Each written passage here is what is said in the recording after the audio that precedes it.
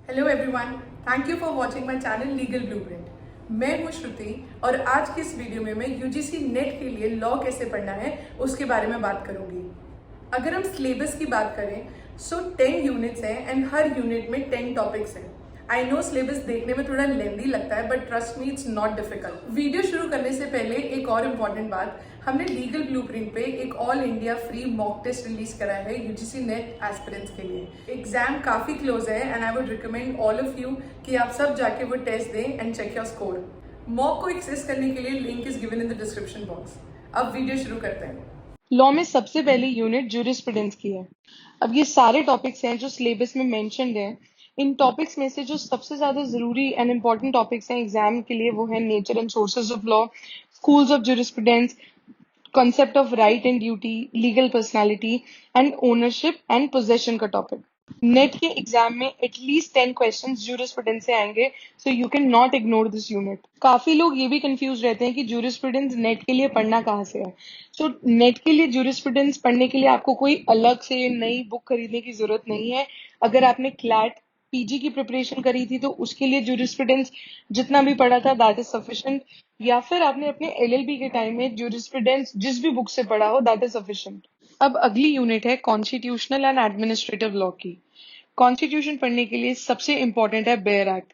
Bare act and important cases he sufficient है constitution पढ़ने के लिए नेट के पॉइंट ऑफ व्यू से। कॉन्स्टिट्यूशन के अगर हम इंपॉर्टेंट टॉपिक्स की बात करें तो preamble, fundamental rights, DPSP, fundamental duties, ये सब तो पढ़ना ही पढ़ना है। इसके बाद union and state executive, union and state legislature and judiciary.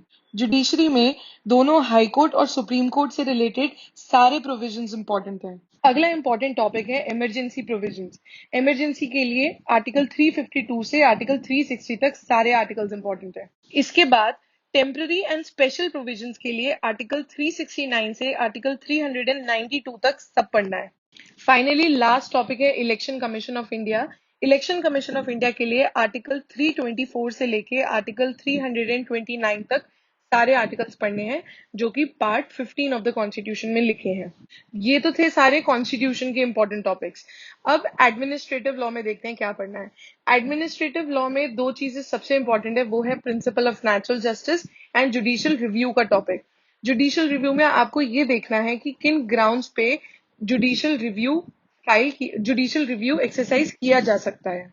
एक और चीज जो जुडिशियल रिव्यू वाले टॉपिक में इंपॉर्टेंट है वो ये है कि किन ग्राउंड पे कौन सी रिट फाइल होती है और कौन सी रिट का क्या पर्पस है। तो ये भी इस टॉपिक में इंपॉर्टेंट है। अगली इंपॉर्टेंट यूनिट है पब्लिक इंटरनेशनल लॉ एंड आईएचएल। अब पब्लिक इंटरनेशनल लॉ वाली यूनिट में इसके भी सारे वही डेफिनेशंस, नेचर एंड बेसिस आपको पढ़ने हैं, इसके सोर्सेस पढ़ने हैं। फिर स्टेट रिकॉग्नाइजेशन एक अलग टॉपिक है, वो भी पढ़ना है। उसके अलावा एक्स्ट्राडिशन और असाइलम भी कंप्लीट करना है। फिर यूनाइटेड नेशन एंड उसके मेजर जो ऑर्गन्स हैं वो पढ़ने हैं।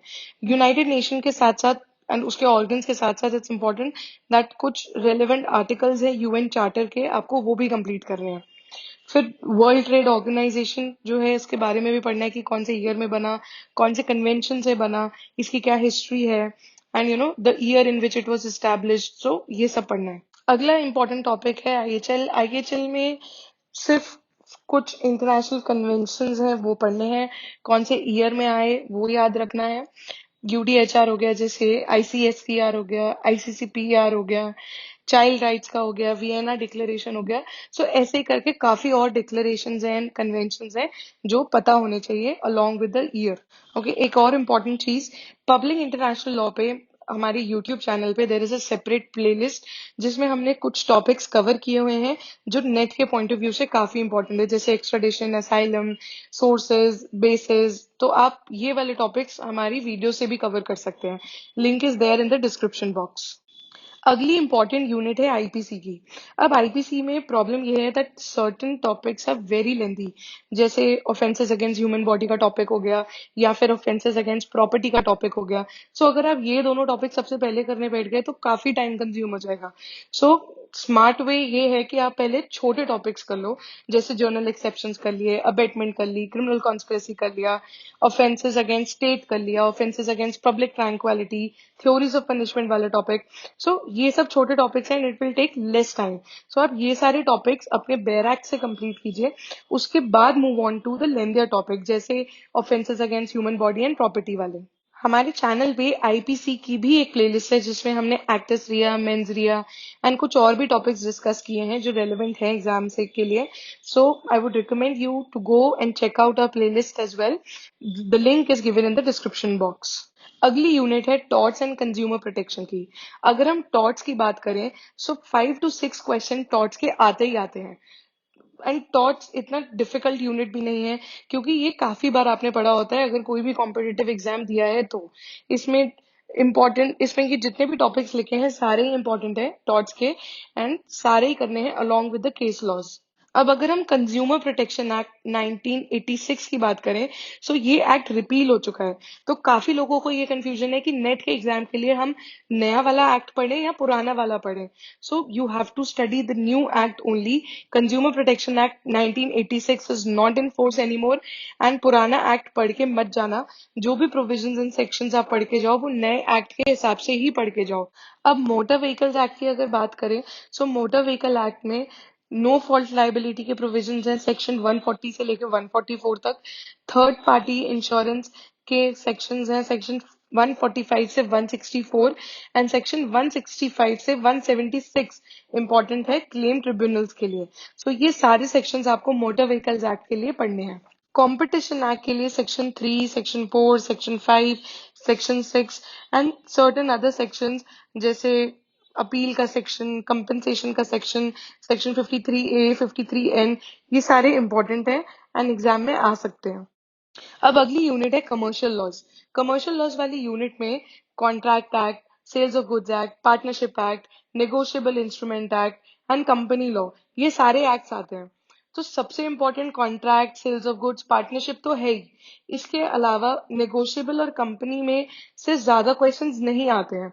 नेगोशिएबल एक्ट और कंपनी लॉ को मिला के इन टोटल अगर आए भी तो 2 या 3 ही क्वेश्चंस होते हैं, लेकिन इन 2 या 3 क्वेश्चंस के लिए आपको पढ़ना काफी ज्यादा पड़ता है। सो इट्स योर चॉइस कि आपको किस पे ज्यादा फोकस करना है, बट सबसे ज्यादा इंपॉर्टेंट पढ़ने के लिए contract, sales of goods and partnership है। तो सबसे पहले इनको कंप्लीट करो एंड उसके बाद move on to the next part, जो है नेगोशिएबल एंड कंपनी लॉ। अगली यूनिट है फैमिली लॉ की। अब फैमिली लॉ को पढ़ने की स्ट्रैटेजी ये है कि आप हिंदू लॉ और मुस्लिम लॉ को अलग अलग पढ़ो। तो सबसे पहले आप हिंदू मैरिज एक्ट कंप्लीट पढ़ेंगे बैरक से, हिंदू सक्सेशन एक्ट पढ़ोगे, Hindu minority and guardianship act पढ़ेंगे, एंड फिर हिंदू अडॉप्शन एक्ट पढ़ेंगे। चारों एक्ट्स हो जाएंगे तो हिंदू लॉ के almost all the topics will be done. सिर्फ सोर्सेज एंड स्कूल्स का एक टॉपिक बचेगा जो आपको किसी टेक्स्ट बुक को प्रेफर करके पढ़ना होगा। उसके बाद मुस्लिम लॉ में the important topics are schools of Muslim law पढ़ने जरूरी है। उसके बाद काइंड्स ऑफ तलाक पढ़ना जरूरी है मुस्लिम लॉ में, कितने तरीके के तलाक होते हैं, कौन कौन से sect of Muslim law Muslims में कौन सा फॉलो होता है, कि शियाज कौन सा टाइप का तलाक रिकॉग्नाइज मानते हैं एंड सुन्नीस कौन सा करते हैं। फिर काइंड्स ऑफ मैरिजेस भी आपको पढ़नी है मुस्लिम लॉ में, कि शियाज के लिए मैरिज की कंडीशंस क्या क्या है एंड सुन्नीस के लिए मैरिज की कंडीशन क्या क्या है।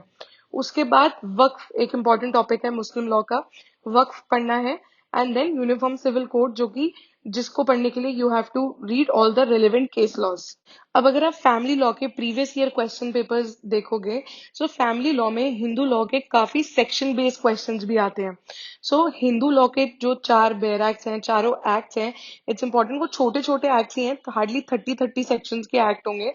तो उनके जो रेलेवेंट सेक्शंस है, जैसे डाइवोर्स का सेक्शन कौन सा है, मेंटेनेंस का सेक्शन कौन सा है, सो ये सारे सेक्शन नंबर भी पता होने चाहिए।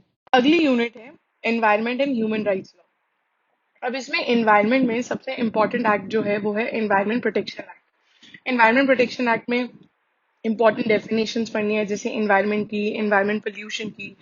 उसके बाद जितनी भी मेजर इंपॉर्टेंट इंटरनेशनल कन्वेंशंस और इंटरनेशनल कॉन्फ्रेंसेज हैं एनवायरमेंट लॉ से रिलेटेड, वो सारी पढ़नी है अलॉन्ग विद देयर ईयर कि कब हुई थी। फिर इंडियन कॉन्स्टिट्यूशन में जो एनवायरमेंट लॉ को रिगार्डिंग फ्रेमवर्क है, जितने भी इंपॉर्टेंट लैंडमार्क केसेस हैं आर्टिकल 21 के अंडर, एमसी मेहता वाले और भी अदर केसेस हैं, वो सारे पढ़ने हैं। एंड जितने भी इम्पोर्टेंट इन्वायरमेंटल प्रिंसिपल्स हैं, जैसे पॉल्यूटर पेज प्रिंसिपल्स है और प्रिकॉशनरी प्रिंसिपल है, तो ये सारे केसेस का ओरिजिन एंड केस लॉज भी पढ़ने हैं। फिर इन्वायरमेंटल इम्पैक्ट असेसमेंट को लेके इंडिया में जो लॉ है वो पढ़ना है, एंड हजार्डियस वेस्ट से रिगार्डिंग इंडिया में जो लॉ है उस एक्ट का नाम एंड थोड़ा बहुत उसके बारे में पढ़ के रखना है। Finally national green tribunal act है, वो कंप्लीट पढ़ना है। ज्यादा बड़ा एक्ट नहीं है, छोटा सा ही है। Along with the schedules, NGT से काफी क्वेश्चंस आते हैं कि कब एनजीटी फॉर्म हुआ था, एनजीटी के चेयरमैन, इसकी कॉन्स्टिट्यूशन पे काफी क्वेश्चंस आते हैं कि कौन कौन इसके मेंबर्स होते हैं एंड कहाँ पे सिचुएटेड है। अब हम आते हैं ह्यूमन राइट्स पे। ह्यूमन राइट्स में सबसे इम्पोर्टेंट तो वही है कि इंटरनेशनल कन्वेंशन हमने जितने भी पढ़े हैं, जो हमने प्रीवियस यूनिट में भी पढ़े थे, वो यहाँ पे भी इम्पोर्टेंट है, वो सारे पढ़ने हैं। फिर इंटरनेशनल बिल ऑफ राइट्स में यही सारे कन्वेंशन कवर हो जाएंगे।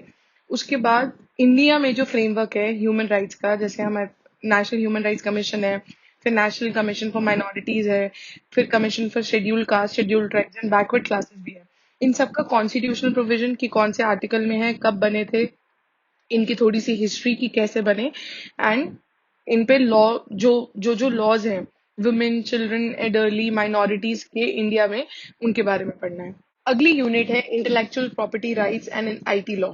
अब आईपीआर में सबसे पहले तो theories and conventions related to IPR important है। इसके बाद आपको copyright act, patent and trademark act पढ़ना है। अब ये सारे एक्ट पूरे पूरे नहीं पढ़ने हैं, इसमें मेजर चीजें ये पढ़नी है कि डेफिनेशंस, कि कॉपीराइट क्या होता है, पेटेंट क्या होता है, ट्रेडमार्क क्या होता है, फिर किन चीजों के लिए कॉपीराइट मिलता है, किन चीजों के लिए पेटेंट मिलता है और ट्रेडमार्क मिलता है, ये सब पढ़ना है। इसके बाद ये भी पढ़ना है कि किन चीजों के लिए कॉपीराइट, पेटेंट और ट्रेडमार्क नहीं मिलता। There are specific sections as to it, कि कॉपीराइट से रिलेटेड भी, पेटेंट से रिलेटेड भी एंड ट्रेडमार्क से रिलेटेड भी।